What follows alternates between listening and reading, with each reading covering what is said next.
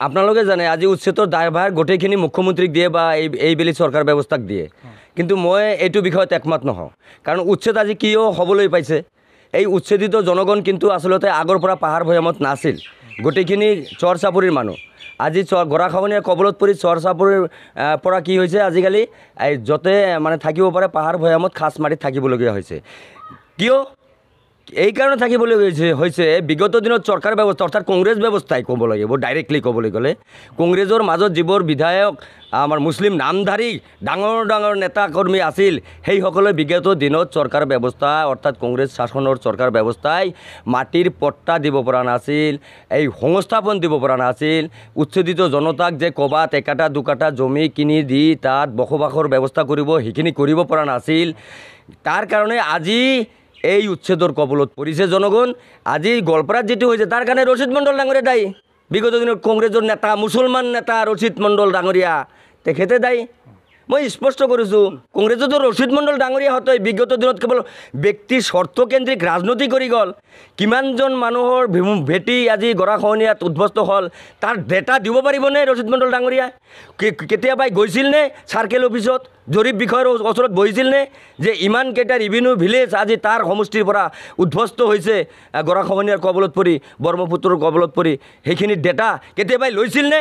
অযোগ্য ব্যক্তি এইবোৰ ব্লেকমেইল কৰি আছিল বিগত দিনৰ মুছলমানসকলক সমস্যাত জৰ্জৰিত ৰাখি কেৱল ভোট বেংকৰ ৰাজনীতি কৰি গৈছিল এই ৰচিদ মণ্ডল ডাঙৰীয়া।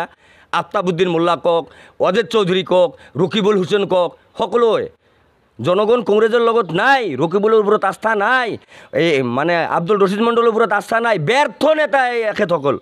আজি জলেশ্বৰ সমষ্টিৰ কথাই কওক, এইটো মোৰ হোম LAC হয়নে নহয়?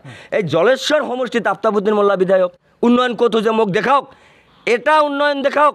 আজি লক্ষীপুৰৰ পৰা যিটো খলিচা বিটা যিটো ৰোডৰ কাৰণে আমি বহুত সংগ্ৰাম কৰিছোঁ, বহুত মেমৰেণ্ডাম দিছোঁ, দিয়াৰ পিছত আজি প্ৰজেক্টটো আহিছে, অহাৰ পিছত আজি আপুনি বাইক লৈ যদি 2 ঘণ্টাৰো অধিক সময় লাগে আজি খলিচা বিটাৰ পৰা লক্ষীপুৰ যাওঁতে।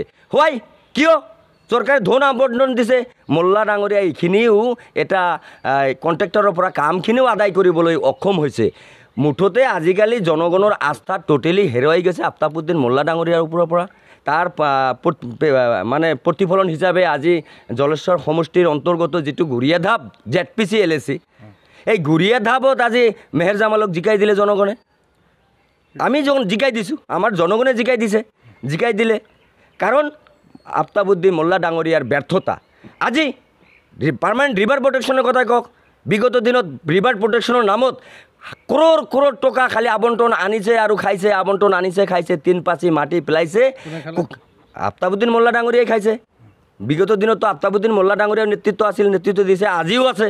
আফতাবুদ্দিন মোল্লা উন্নয়ন বিৰোধী, উন্নয়ন দিব পৰা নাই, সম্পূৰ্ণভাৱে ফেইলাৰ। আজি চেয়াৰ চকী পাৰি বহি থাকে, আপোনালোকেতো শুনিছে এই পাৰ্মানেণ্ট ৰিভাৰ প্ৰটেকশ্যন নাটং ঠঙাত, তাতে গৈ বহি থাকে।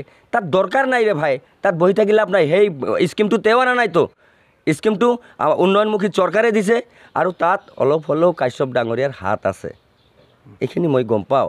কিন্তু মুঠতে আজি যিটো উচ্ছেদ হৈ আছে তাৰ কাৰণেও কংগ্ৰেছে দায়ী, কংগ্ৰেছৰ লিডাৰ টুপি পিন্ধা ডাঙৰ ডাঙৰ লিডাৰসকলে দায়ী। আজি যিটো জলেশ্বৰ সমষ্টি আনডেভেলপমেণ্টত পৰি আছে তাৰ কাৰণেও আফতাব মোল্লা ডাঙৰীয়া দায়ী, আৰু যদি কংগ্ৰেছী বিধায়কসকল নেতাকৰ্মী আছে তেখেতসকলে দায়ী।